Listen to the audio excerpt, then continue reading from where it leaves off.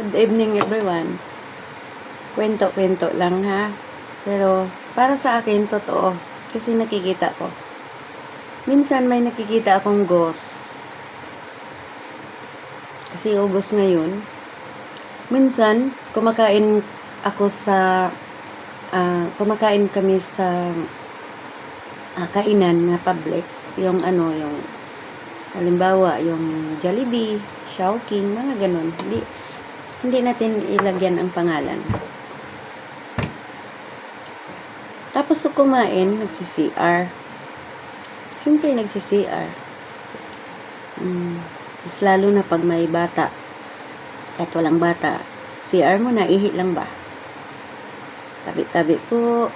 Tapos, yun, makikita mo nga, yung may pumapasok. Tapos, may pumipila sa likod. Ang sabi ko, kapapasok lang.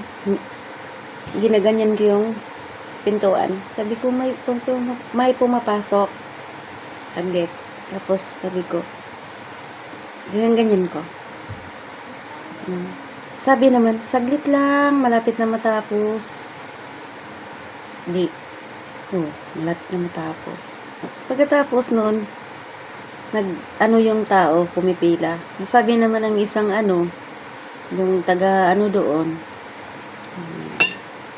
crew, nga, nakalabas na yung pumapasok sa CR.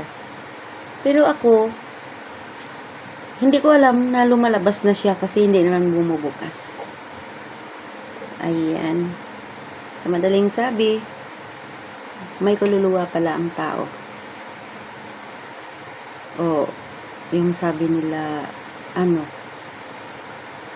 may kaluluwa ang tao o mga engkanto, mga ganon. Makita mo siya nga pumasok, pero ang iba naman, nakakita nga lumalabas na. At kinatok ko naman, nagsasabi pa, saglit lang. Tapos maya-maya, lumalabas na daw yung pumapasok sa CR. Hindi ko naman nakitang lumalabas. Halaka. Hindi po yun, joke. Totoo po yan. Nangyayari sa buhay ko. Kasama ko si Katrina. Ayan. Ang tao, may kaluluwa o engkanto, o dyan.